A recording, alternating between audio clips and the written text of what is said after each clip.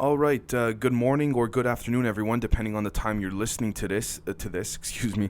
Today is Tuesday, March 23rd, 2021, and I just want to say we have a fantastic public episode lined up for later in the day, as well as for the members. And because of my internet problems, which have now been resolved finally, I will be making up for it by posting on Friday. So yesterday was I took the day off technically. So let's get into it. So first off, there's a lot to cover, the border, the different things like this and what have you. But one of the things I want to start off with, because I'm just kind of upset at myself for even having, for giving it space in my own brain, but I do want to report it. This is going to be mainly an opinion perspective before I get to the actual reporting, but Kylie Jenner, I know, before you turn away, just bear with me here, because I think this is a perfect example of what's wrong with not the country, with a lot of people in the world, to tell you the truth, regardless of the country. So for those who don't know, Kylie Jenner's makeup artist got into a car crash and needed brain surgery, right? Long story short, I think the surgery cost 60 grand US, right? And Kylie Jenner donated 5 out of the 60 grand. And she then started a GoFundMe page asking for other people to donate to help reach the 60 grand. Here's the thing. Even Kylie Jenner's backlash, her fans were giving her backlash, because Kylie Jenner makes on average $450,000 a day, almost $500,000 a day. Do you know for what? To sit in front of her pool and promote products and all that kind of stuff. Now, Forbes put her at being a billionaire or whatever. I don't care. Apparently, she's worth 600 or 700 million instead of actually a billion. I don't care. At that point, what's the difference? She is a makeup artist. The fact that you just donated okay, here's the thing. In pure, because we're going to cover all the angles here. In pure capitalistic theory, technically speaking, she's not doing anything wrong. It's her money. She could do what she wants. Correct. With that being said, this is I would imagine a friend of yours, someone you talk to while they're doing your makeup. This is the person that makes you look good for all those photos and stuff that makes you that money. All right, let's just say. But even then, what pisses me off about this whole family is the fact that I even have to talk about this. But the only one in that family that I have half respect for is Kim Kardashian. Why? I'll tell you guys why. And you could disagree with me on this. I honestly don't care. Kim Kardashian turned a semi-unenthusiastic blowjob into an empire.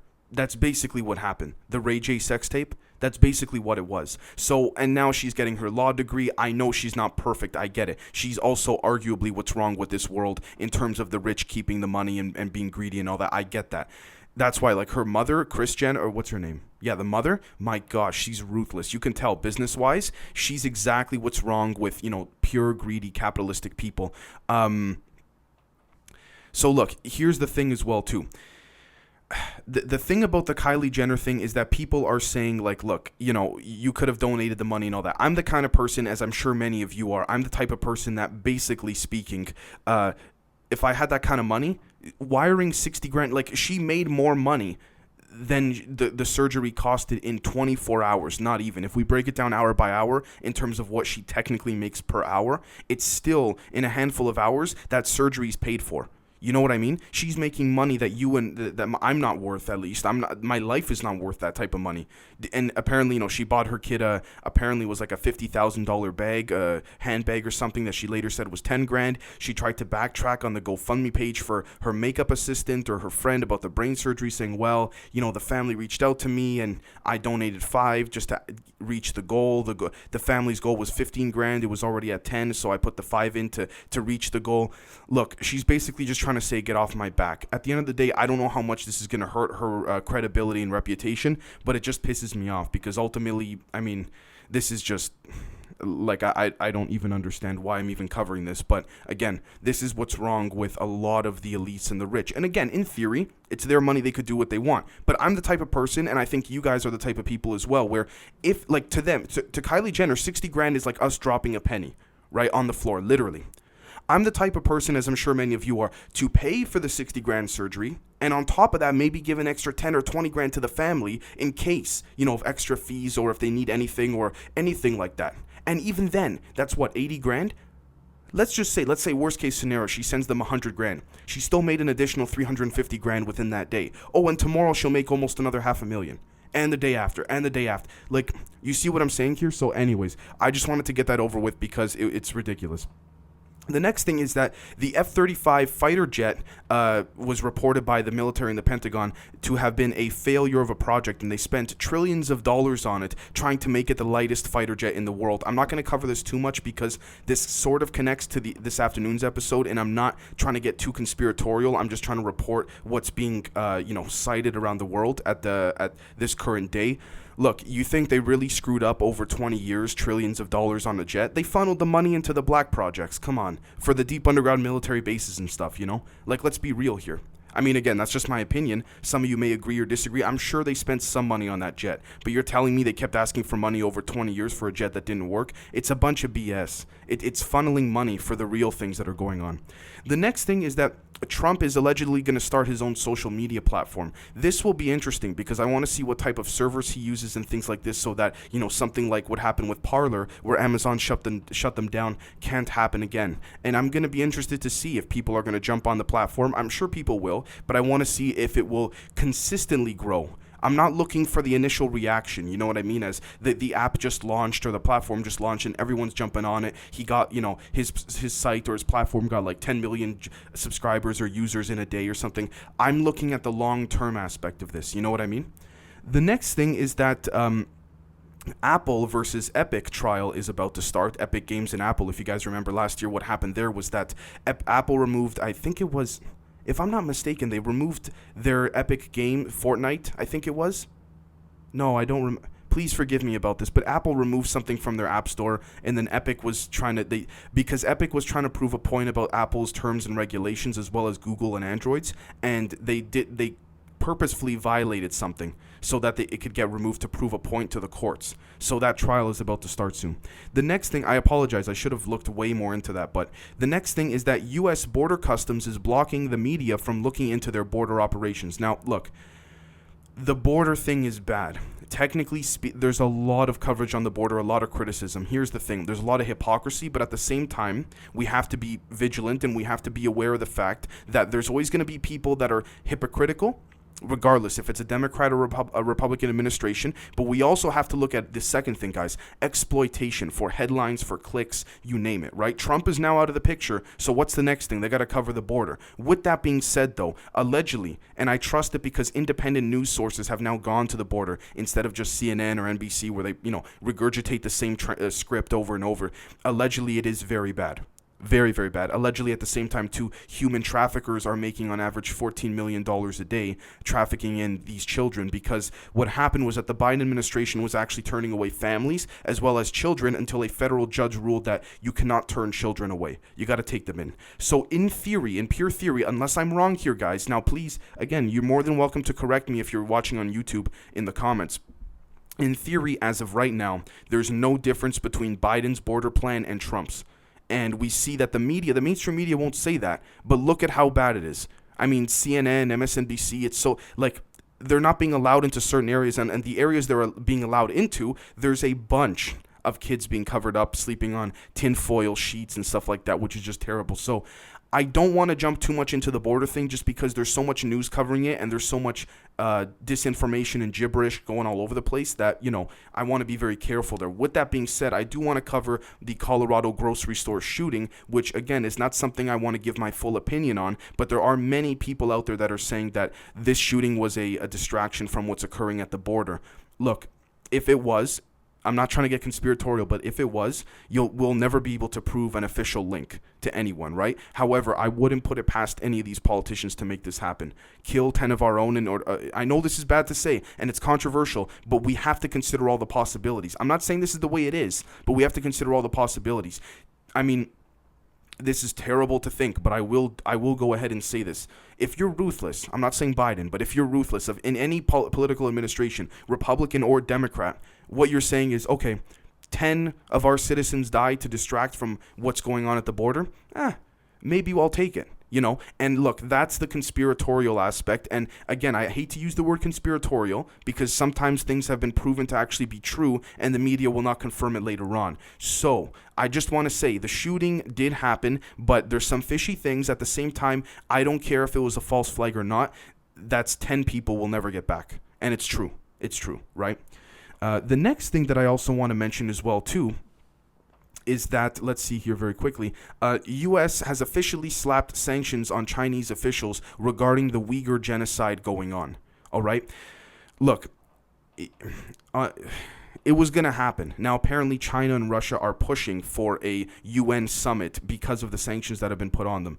I don't know specifically about China's strategic goals and interest. I know that Russia with Putin, he's calculated. He looks and he says, okay, sanctions will come, but the question is, how much will they come? He interprets, he makes a move, good or bad is not for me to say. Same thing with the U.S., same thing with, China. The genocide of the Uyghurs, that's blatantly bad. We know that. But in other cases is what I'm saying. And we look at that and we say, okay, is this strategic move something that they expect? Or, did they plan to push for a UN summit so they can discuss easing off the sanctions, right? Was there some collaboration? In terms of intelligence, this is right in that realm, right? This coincides directly with intelligence and the way things play out. The next thing is that Spain is going to be trying out a 4-day work week, which is interesting, by the way, because you see, what's interesting about all of this, I have to say, is that there's been talk for some time now within the West, within Europe, that a 4-day work week may in fact be more productive. That a 4-day work week may in fact be more productive because, however, the work days are longer in terms of the hours and all that. I do want to mention that. So with that being said, it would be something like, instead of 9 to 5, it'll be like 9 to 8 or 9 to 9. Right? From 9 a.m. to 9 p.m. or whenever you start your job and all that. And it's interesting because apparently, the more rest people get, the more productive they are when it comes time to actually doing the work, which is true. You can always burn yourself out. So look, I'm all for giving it a shot. I mean, we have people working from home now more than ever before, whether it's because of the pandemic or not. We could argue the pandemic has sped that up, and a lot of people working from home love it, but at the same time, a lot of people don't. Some people really need to mentally get out there and, leave the house and do something, and I fully understand both sides because everyone's different, right? So the next thing is that Germany is going into a hard lockdown this coming Easter because of, they're citing COVID. Like I said, country by country. I have seen videos of protests that the mainstream media will not put out there of people all around the world protesting against the lockdowns and the anti-Asian hate crimes and all that. Right? Now, the next thing I want to mention, too, having to do with all of this is, again, Paris is going into a lockdown. Where I live in Toronto, Canada, where apparently there's very strong rumors of a lockdown coming in the next 1 to 2 weeks again, so we'll see what happens, right? But the next thing I want to mention, too, is that Asian people all around the world are saying they don't feel safe, and this is the problem I have with all of this. Again, because of, COVID and because the genocide of the Uyghurs, it's not the Asian people. It's the regime. It's the government. It's the CCP, the Chinese Communist Party. Now, I want to be very, very particular about this because there are a ton of Asian friends that I have from all over the continent of Asia that are some of the nicest people you'll meet in your life. And this is one of the things I mentioned too in the in the group chats and all that in general on our members only Telegram, Discord, and all that. We talk about aliens mainly on this show, right? We talk about extraterrestrials. It would not be fair of us to, say in general, oh, look, this human is black, or this human is Asian, or this human is Russian, or this human is too pale, or too white for my liking, or too Eastern European looking. We're talking about aliens, and we're still complaining about what skin color each other has. Now, yes, we could argue, and I'm not trying to get into all this, but we could argue, depending on, different cultures and different areas of the world, there are certain biological advantages or disadvantages different cultures have based on the evolution and based on certain continents that their ancestors and, grew up and lived in for so long, right? It's just biology, so to speak. But there are advantages and disadvantages, and there are people that are genetically, in fact, the same, which is my point. We shouldn't be saying, oh, because this person's skin color is this, or they believe in this religion. Guys, we talk about aliens on this show. You know what I mean? If we can't get along with one another, what makes us think when it's time for true disclosure, hoping it comes, we'll get along with aliens?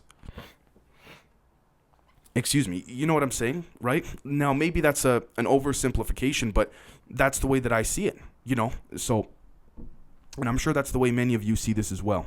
So the next thing is that a U.S. Safety Review Board is expressing concerns over AstraZeneca because their data may have been purposefully outdated to justify approving this particular vaccine. Okay. I got an issue with this, and I'll tell you why. The AstraZeneca vaccines, Biden is sending 4 million doses to Canada and Mexico. I think we're getting almost half of that. We're getting like 1.8 or 1.9 doses. Correct me if I'm wrong. I'd be more than happy, and be more than happy to have a discussion about this in the comments if you guys like. Apparently, there is a difference between emergency authorization in the U.S. and an official approval. AstraZeneca has not been approved, but it has been emergency authorized. When we look at the data, because again, they're always saying follow the science. When the science has shown that there have been potential issues with blood clotting, and now it looks like Biden is basically sending us, being because I live in Canada, and Mexico, the stuff that they haven't really looked into or they're concerned about, because some trial data may be outdated. To me, and I could be wrong here, but to me that reeks of some type of cover-up. So I'm personally, like I've said, as you guys know, I'm not getting the vaccine. But if I were to, I sure as hell wouldn't be getting the AstraZeneca one. I'll tell you right now. Again, this is too fresh. This is too much going all over the place here in terms of all what's going on here. And when the mainstream media reports it, it's concerning. It truly is. Right? I mean, I don't know what's in it, and neither do any of you, unless you guys are, some of you are, knowledgeable in the biomedical area. Then if that's the case, you certainly know more than I do. But the next thing is that Biden is planning a $3 trillion infrastructure on the border. Okay, I can't help but say, does this not sound like Trump's wall plan? Generally speaking, I'm sure there may be major differences, but the point I'm trying to make here is we have to be consistent. I'm not trying to take Trump's side, but Trump wanted to have, I think it was in the hundreds of billions allocated, no, even less, I think, to the border in terms of the money. The Democrats, no. Biden gets in there and it's like, boom, yeah, $3 trillion, no problem. Now, the other side of the argument is this, because we have to be consistent and fair. The other side of the argument is, well, Trump didn't know what he was doing and Biden does. That's why we'll give Biden the money. Look, we can debate that all day long. You know what I mean? We can debate both sides of that. So if we're going to be consistent here in pure, theory, looking at it from an external point of view and taking a big step back, I mean, technically speaking, it is biased, but this is politics, right? On top of that, the Department of Homeland Security, I forgot his name, he also said that what's going on at the border is the result of the Trump administration's doing. And it's bad when I checked into this far left media, independent far left, the Young Turks, self-proclaimed progressives, Jimmy Dore, you name it. They have all said this has nothing to do with Trump. So this is pure political, passing the baton on, so to speak. Just like how, in the Obama administration, it was, well, look at what we inherited from, the Bush administration. It's the same game, guys. What I'm trying to say here is this. I'm trying to say respectfully, you don't have to believe me, but don't fall for all the BS too when you read the Western headlines. If I could suggest very quickly, I suggest you guys look into worldwide outlets such as the BBC or Sky News Australia. Again, I'm sure they're part of covering a lot of things up, but they're not, from my experience, they're not as bad as the Western mainstream media, as New York Times, CNN, MSNBC, you name it, right? The next thing I also want to cover as well, too, is that Israel is having another election due to political deadlock. So we'll see again if Netanyahu gets in or not, right? Again, there's a lot of, I don't want to say controversy, but there's a lot of discussion surrounding that, and it'll be interesting. As long as the vote is fair and all that, then hey, The next thing is that a UK medical official says that the lockdown has improved life for some. I want to know who that some is, and I want to know how many of those some, I'm saying with air quotes, like, look, if he's talking, technically speaking, he's not exactly wrong. If he's talking about the person that's never wanted to leave their house and just watch movies all day or, work from home and just seclude themselves from the rest of the world, technically he's not wrong, but again, it's very vague. That statement's a vague statement. Like, what do you mean by some? That could just be a way to flip the narrative. You know what I mean? So the next thing is that according to an independent report, oh no, I already reported this. Or did I? According to an independent report, human traffickers have made up to $14 million a day in the last 2 months alone, which doesn't surprise me because of the border crisis. Now, the reason I bring this up is you might say, I thought they move drugs over the border. For those that are not familiar, the best example I could probably give is watching Sicario #2, where it's been basically accepted and acknowledged in today's day and age that the cartels at this point, they'll traffic anything that makes money. Humans right now are actually more valuable than for example, a kilo of cocaine or a kilo of heroin, if you will. One human is way more expensive than a kilo of cocaine. On top of that, you don't have to, cultivate it, process it like you do with cocaine. It's literally a human being. You get them across the border, you get your money. Or they get paid beforehand, and they say, we're going to give you the you and your family the guidance as to where to go. I'm not trying to make the cartels sound like good people. I'm just saying this is how it works. And they say, look, if you end up dying while crossing the border, whatever, it's not our problem. But those families are so desperate, they don't care. They'll take the chance. You know what I mean? So again, even if I'm not mistaken, I believe the cartels in Mexico have now resorted to selling, I believe it was apricots, because there was a shortage during the pandemic last year, and they just started selling apricots. I mean, at that point, it's like they'll sell anything: guns, drugs, humans, traffic humans across the border, apricots. Like, I mean, apparently they were even the cartels were handing out masks for everybody in the neighborhood in Mexico. Now, again, I'm not trying to say that's all of Mexico. I'm not trying to overgeneralize, but look, I'm not trying to justify the cartels. I'm just saying it's in a lot of cases, it's never simply just black and white, right? The next thing is that, the final thing, is that Bulgaria has expelled 2 Russian diplomats for suspected espionage. So in basic English limbo, long story short, the Bulgarian government said, we think that 2 of these diplomats are really spies, get the hell out of here. Look, it happens all the time. They're not going to try to kidnap the Russian diplomats because, let's be honest, it's Russia. They're very ruthless in the way they do things. They'll just send more diplomats and quote unquote diplomats, and then they'll just create problems for Bulgaria. So they just said, listen, send them back home, and that's it. We'll leave it like that. You know what I mean? So anyways, we have a great episode publicly for you guys later today, as well as for the members, and we'll catch you guys either later on or tomorrow. Cheers.